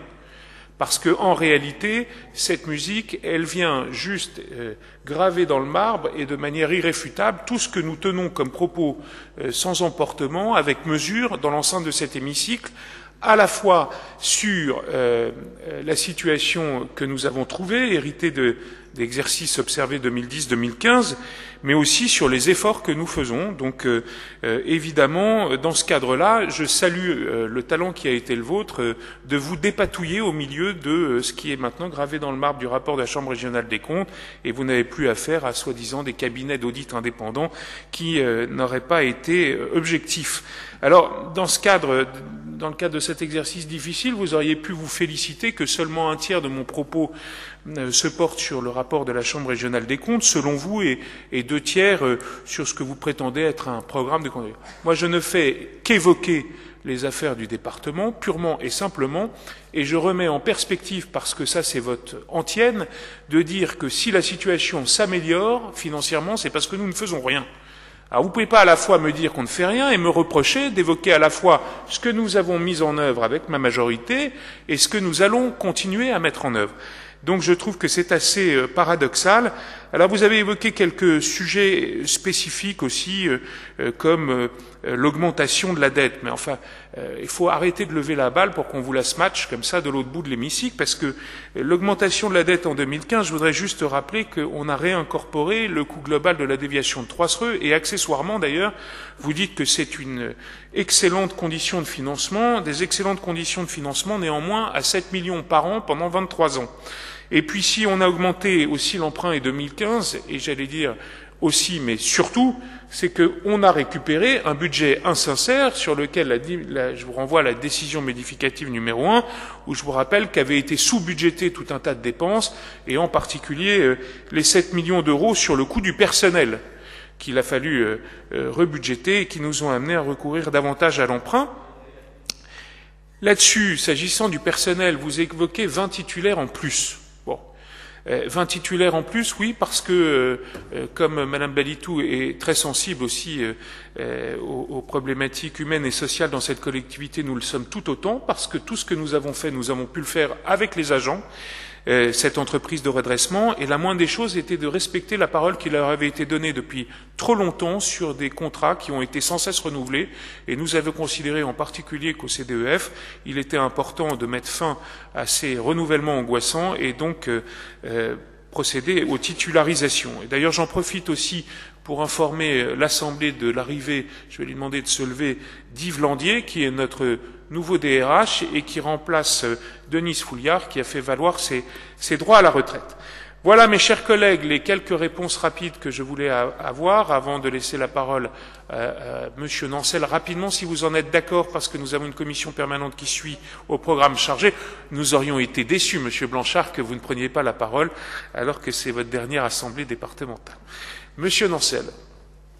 Oui, merci Monsieur le Président. Je vais être très rapide parce que vous avez déjà répondu pas mal à mes interrogations. Donc je souhaite inscrire un désaccord fondamental sur le chapitre relatif au bloc communal. Donc l'aide aux communes, certes une conséquence facultative, mais surtout indispensable. Donc je ne vais pas être plus long, étant donné que vous avez su me rassurer par rapport à ce que vous venez de dire et ce que vous avez dit en introduction, comme quoi on était un partenaire efficace des communes et qu'on allait le continuer à l'être en continuant nos aides, comme je l'avais demandé précédemment dans une ancienne CP, de continuer cette aide notamment due à l'assainissement qui impacte nos communes. Donc comme vous m'avez rassuré, je ne vais pas être plus long. Et j'espère qu'on continuera à travailler département et communes main dans la main pour développer tout ce qu'on a besoin dans nos petites communes et dans nos communes moyennes également, car c'est vrai que tout coûte cher. Le désengagement de l'État va se poursuivre comme les réserves parlementaires vont disparaître. Donc c'est environ 6 à 7 millions d'euros qui vont être investis en moins dans nos collectivités. Donc je souhaite que le département, comme vous l'avez dit, poursuive cette aide. Donc voilà. Merci à vous, Monsieur le Président. Soyez encore rassuré, Monsieur Nancel. Monsieur Blanchard, suivi de Monsieur Guignot. Je m'excuse, Monsieur le Président. En tout cas, ma volonté n'est pas de réouvrir un débat. Et puis, la vie, je ne commenterai pas, montre qu'on ne peut pas être et avoir été. Hein, soyons clairs. Donc, je vais être bref. Mais je ne peux pas quand même vous laisser dire que le rapport de Madame Balitou se limiterait à la critique des politiques nationales aujourd'hui et à la question de l'aide aux communes. C'est une intervention, celle de Madame Balitou, qui dénote sensiblement du débat que nous venions d'avoir ce matin, un débat que je qualifie de politicien, et je vais en dire un mot, et qui dénote tout simplement parce qu'elle y évoque longuement les besoins des hommes et des femmes de ce département et la façon dont il est urgent d'y répondre, en particulier pour les plus défavorisés d'entre eux. Et elle cite pour ça notamment les analyses qui ont été faites, y compris par des structures de notre département, et par l'INSEE en particulier, pour montrer qu'il y a urgence et qu'aujourd'hui l'offensive générale contre les services publics et contre les collectivités territoriales est une grave menace qui devrait préoccuper l'essentiel de nos débats à partir, encore une fois, des besoins des gens, ce que nous n'avons pas, pour remplacer par le sempiternel débat sur « c'est pas nous, c'est les autres », c'est pas de notre faute, c'est de la faute au précédent, et nous, vous inquiétez pas, tout va bien, on va tout faire bien. Eh bien, je pense que les gens de notre département en ont assez de ce type de débat et souhaitent que l'on discute véritablement de leurs problèmes, de leurs difficultés. Et il est curieux, je le dis ici avant de partir, une dernière fois, il est curieux que vous n'ayez ni les uns les autres évoqué une phrase de la Chambre régionale des comptes qui dit à nouveau, je l'ai vécu à un autre temps, que les rapports qui sont soumis aux conseillers départementaux sont insuffisamment précis et commentés. Et que ces rapports dont parle la Chambre régionale des comptes sont des rapports qui concernent les deux actes les plus importants de la collectivité, le débat d'orientation budgétaire et le débat budgétaire. Donc je pense qu'on devrait s'interroger, plutôt que d'être dans la philosophie d'un film célèbre, tout changer pour que rien ne change, on devrait plutôt s'interroger sur les évolutions de la collectivité, sur le besoin de vrais débats, d'autant plus que le renouvellement de la collectivité, pour moi, je le dis ici, sans démagogie, je peux le dire puisque je m'en vais.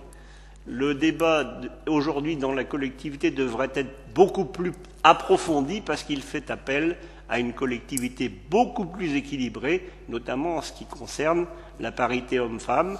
J'ai siégé longtemps dans cette collectivité et il fallait tourner longtemps la tête pour apercevoir des éléments féminins dans cette collectivité. Donc, les femmes arrivent et vous partez.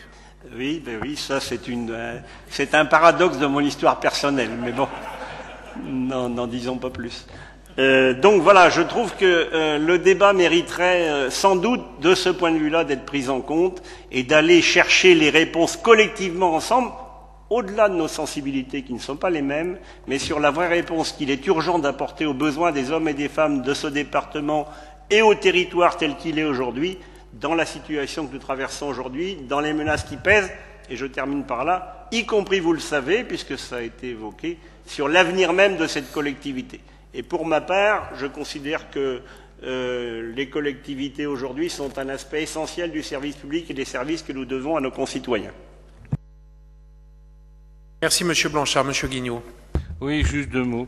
Monsieur le Président, juste une chose, tout à l'heure vous avez parlé d'inauguration, le mot est venu comme ça d'ailleurs, et c'est pour la raison pour laquelle je voulais savoir si vous avez décidé ça serait certainement une bonne mesure d'économie, de supprimer toutes les inaugurations, puisque pour la première fois, on roule sur une 4 voies entre Ribécourt et Noyon qui n'a pas été inaugurée.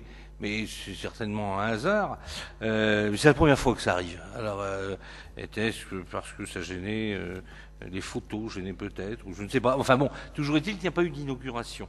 Donc, avez-vous décidé, et dans ce cas-là, je serais d'accord, de supprimer toutes les inaugurations. Et là, je vote. Donc, c'est une question qui mériterait réponse aussi, analyse, puis explication peut-être. Parce que cette déviation tant attendue depuis des lustres, bon, voilà, ça n'a pas eu lieu. Alors maintenant, c'est vrai que c'est difficile de l'inaugurer après tant de temps, mais bon. Voilà, question. Et puis, autre chose, puisque ça ne me permettra pas peut-être de l'évoquer avant. Il y a quelque temps, je vous avais demandé un rapport, vous aviez dit oui, fait une étude, une projection sur ce qu'allait nous coûter encore cette année l'hébergement des mineurs étrangers isolés, même si ça a changé de nom. Je crois avoir lu hier ou avant-hier dans l'avion un Figaro, l'organe de presse là, des Républicains, très à gauche, ça doit être l'aile macroniste d'ailleurs qui écrit les articles, Monsieur Bussereau disant d'ailleurs que ça coûte 1 milliard d'euros par an, une augmentation de 40%. Je crains le pire pour l'Oise, puisqu'on est passé, n'est-ce pas, de 5 à 6 à 7 millions d'euros. Et il lui a des chiffres, donc j'aimerais qu'on puisse avoir un certain nombre de précisions avant la fin d'année, avant qu'on ne remette ça qu'on ne remette le couvert sur cette affaire, puisque l'État ne rembourse que 5 jours sur 3 ans d'hébergement, semble-t-il, enfin, d'après ses dires, 125 € par an, alors que ça coûte 50 000 € par an et par individu. C'est pas moi qui le dis, c'est votre copain Bussereau. Là encore, il serait intéressant, puisque l'Oise commence à coûter très cher au département de l'Oise, et je pensais, Monsieur le Président, que ça serait bien d'avoir, avant, si je puis dire, la nouvelle saison, d'avoir un petit peu un point sur ce qui s'est passé depuis le dernier vote de ce dossier, pour que l'on sache si, comme partout ailleurs, semble-t-il, ça augmente encore de 40% cette année, ce qui me semble cette fois-ci un chiffre totalement effarant. Alors, puisque c'est l'État qui est responsable et puisqu'ici, comme pratiquement tout le monde, enfin sauf nous, vous avez appelé tous à voter pour M. Macron, comme d'ailleurs pour le désengagement de l'État, pour la réduction des moyens des collectivités, où aujourd'hui, ici, on entend tout autour de cette Assemblée, tout le monde se plaint, j'y peux rien, vous l'avez voulu, vous l'avez eu. Donc, Monsieur le Président, voilà, c'était tout ce que je voulais dire, mais je pense que c'est important parce que ça va devenir quand même une affaire très pesante financièrement et socialement pour le département. Merci, Monsieur le Président. Et cette aide qui manque tant, d'ailleurs, pour me joindre à ce que vient de dire notre collègue Nancel, c'est vrai que ça pourrait bien profiter, d'ailleurs, aux communes, et notamment aux petites communes de la ruralité, si nous n'avions pas besoin. C'est pas 7 millions d'euros, c'est pas... Voilà, ça se trouve pas sous le pied d'un cheval. Merci, Monsieur le Président. Merci, Monsieur Guignot. Juste pour vous dire qu'il y a une note qui se tient à votre disposition, qui va vous être adressée sur le dernier sujet que vous avez évoqué. S'agissant des inaugurations, je voudrais vous rappeler que moi, je ne suis pas extrêmement demandeur. Je sais que ça s'est beaucoup pratiqué ici et que, en l'occurrence, en revanche, les communes, elles, sont, lorsqu'elles inaugurent un équipement, et c'est bien légitime, elles ont envie de marquer le coup, ce qui a été encore le cas samedi dernier à Rome-et-Caen. S'agissant des inaugurations propres au conseil départemental, Moi, je m'inscris dans une baisse globale, voilà, de la communication, des frais de réception. Ça a été le cas au mois de mai pour cette déviation, mais peut-être qu'une fois la barre redressée, on va se recommencer à inaugurer. Faut faire vite avant les prochaines élections. Et je m'engage à payer le ciseau, si vous voulez, puis le ruban, par exemple, parce qu'on peut en faire On autant. va en aussi choisir des très chers, pour Monsieur Guignot. Et qui coupent bien. Pour le pont de décharge à Pontoise. Voilà, mais c'est assez marrant. Ça dépend des lieux, ça dépend des moments. Et voilà. Moi, je propose la suppression des inaugurations comme Dans votre canton. Merci, monsieur. dans votre département. Monsieur Villemain, vous aviez juste demandé. Je vous demande de faire vite, mes chers collègues, Oui, avant qu'on attaque. Oui. Je vais faire vite, mais je ne peux pas laisser passer un certain nombre d'observations qui ont été faites sur un des points du rapport, et ça nous a même valu un mauvais calembour de la part du président du groupe de la majorité, comparant Yves-Rome à Hermès et disant qu'il volait plus qu'il ne marchait. Je trouve ça totalement déplacé. Monsieur Dumontier pourra écouter la bande, mais je trouve que Monsieur Dumontier nous avait appris que sa personnalité était plus mesurée et qu'il choisissait des choses de moins mauvais goût d'habitude. Sur l'achat et la vente de la voiture, Monsieur Bachet, vous n'avez pas la parole. Monsieur le Président, je vous demanderai instamment de tenir votre majorité pour que je puisse m'expliquer et leur faire un cours de droit et sous la bienveillance de Allez-y, notre collègue. seul Monsieur Villemain a la parole. Je pourrais convenir facilement que c'est une faute de goût de la part de l'ancien ordonnateur. Mais cette cession de véhicules est parfaitement régulière au regard de la réglementation qui s'applique pour la vente de biens des collectivités territoriales. Je rappelle très rapidement les règles. Pour les ventes immobilières, nous avons France Domaine qui doit nous donner une estimation et nous devons nous conformer, j'allais dire plus ou moins, à cette estimation. Pour les biens mobiliers, nous devons appliquer la valeur nette comptable. Et donc, c'est ce qui a été fait en la matière. Valeur nette comptable. D'ailleurs, Monsieur le Président, c'est la méthode. Monsieur le Président, c'est la méthode que vous avez.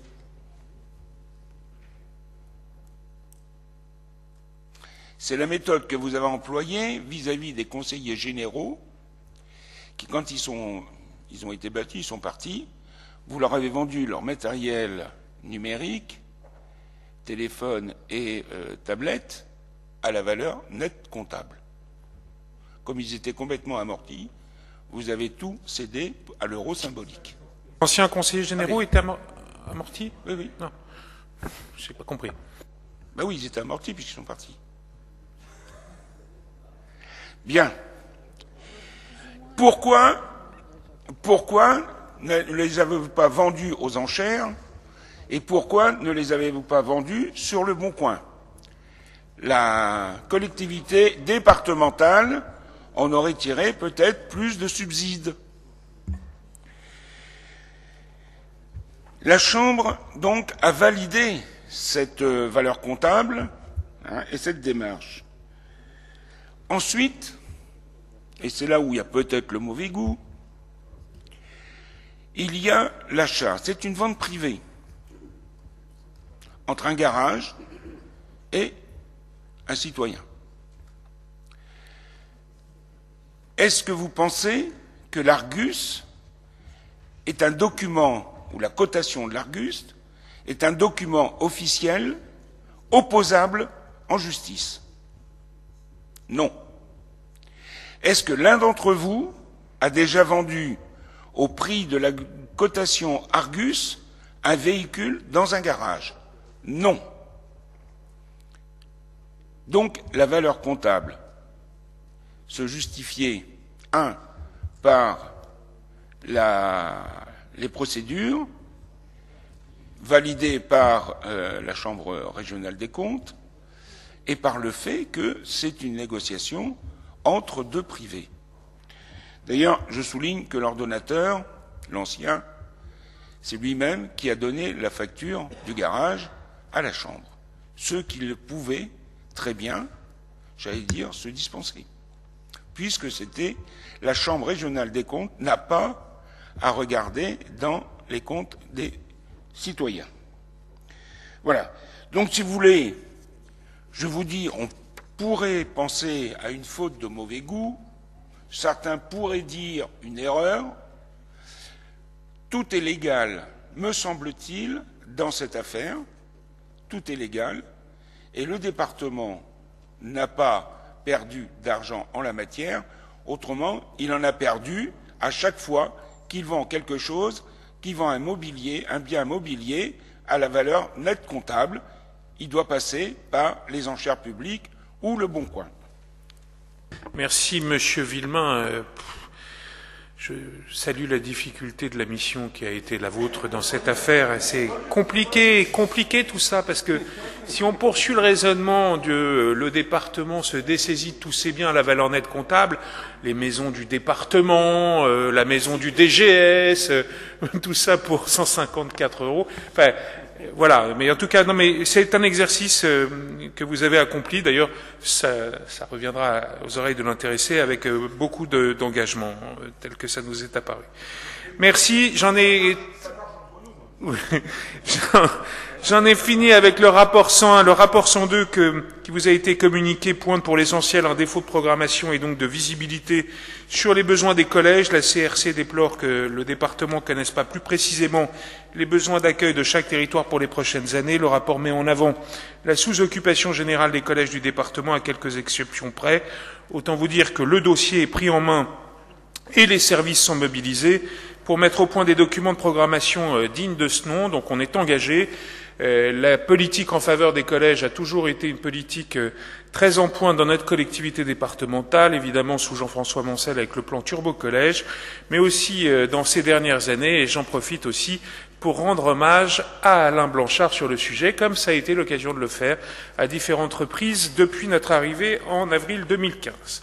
Le rapport numéro 103, lui, le Code de juridiction financière oblige les collectivités destinataires d'un rapport de la CRC à communiquer 1 an après la réception d'un rapport les mesures mises en œuvre pour prendre en compte les rappels et recommandations de la CRC.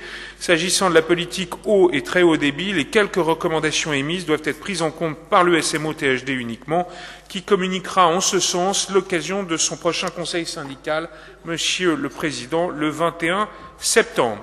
Enfin, vous avez un rapport transmis par le préfet pour en prendre acte sur l'activité des services de l'État dans l'Oise. Mes chers collègues, je voudrais aussi vous présenter une motion de soutien au barreau Creil-Roissy.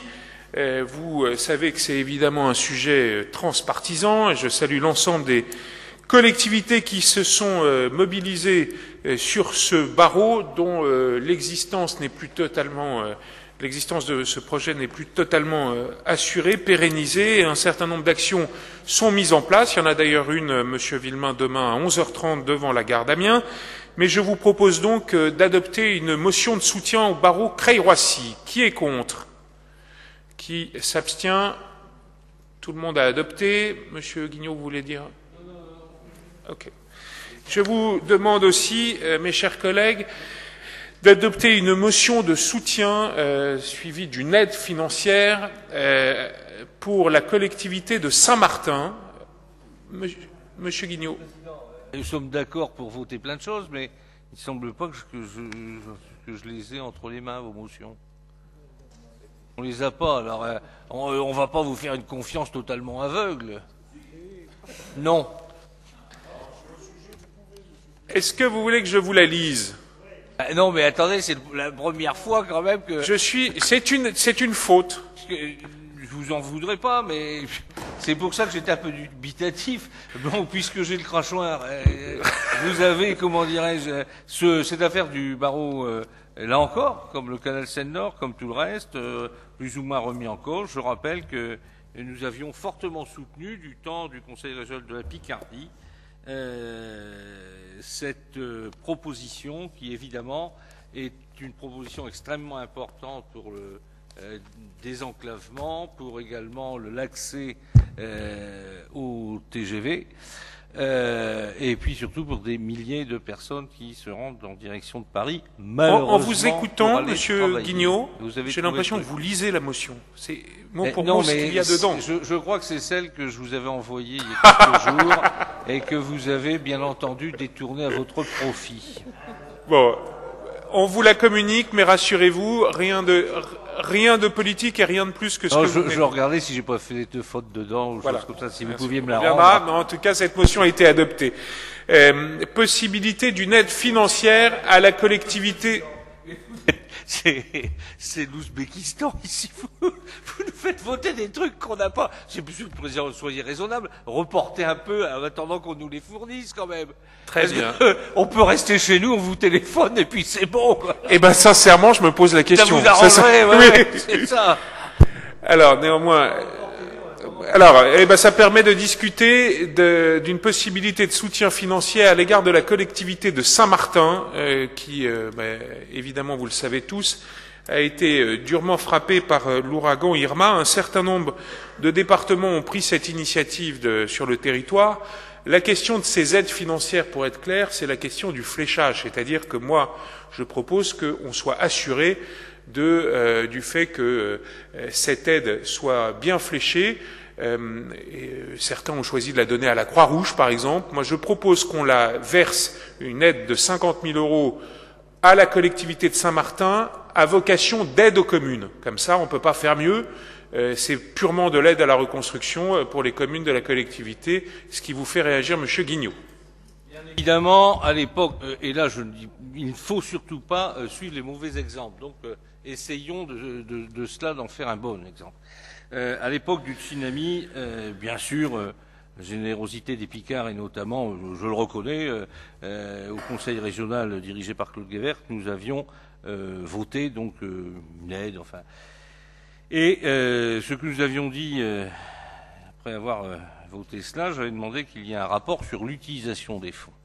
Le rapport à l'époque qui avait été publié, enfin que nous avions eu un certain nombre de mois après, était effarant.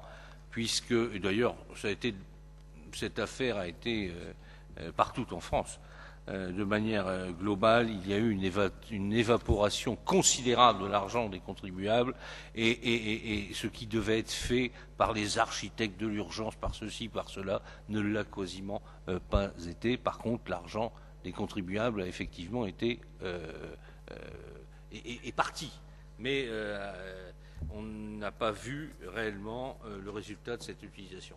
Alors, la générosité, oui. Comment dirais-je, la mauvaise utilisation ou la non-utilisation, genre. Et si nous votons cela, Monsieur le Président, moi je vous demande qu'il y ait non pas une commission de suivi, mais qu'on sache ce que l'on fait avec notre argent. Alors vous allez me dire, étant donné la situation, 50 000 €, c'est certainement une goutte d'eau dans l'ouragan, si j'ose dire, mais c'est un geste, ok, mais je crois trop de rapaces et de gens malhonnêtes au nom de l'humanitaire profitent d'un certain nombre d'élan du cœur et surtout du contribuable. Il faut que cela cesse, il faut que les sommes qui sont envoyées soient... D'accord, donc je vous propose,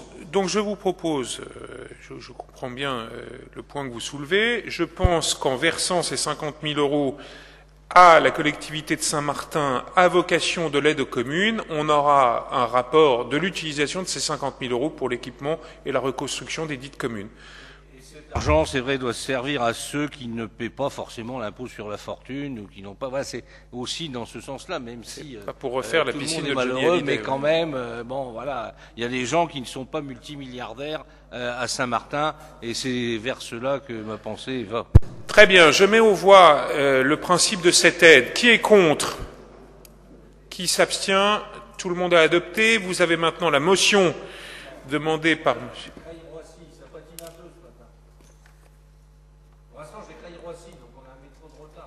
Ben non, on parle bien de ça.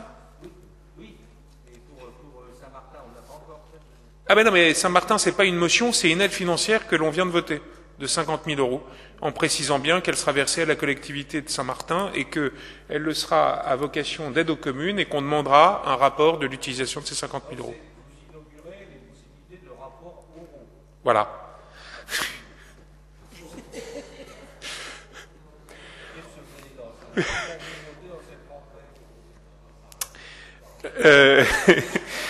Je vous invite donc à lire la motion de soutien au barreau Creil-Roissy.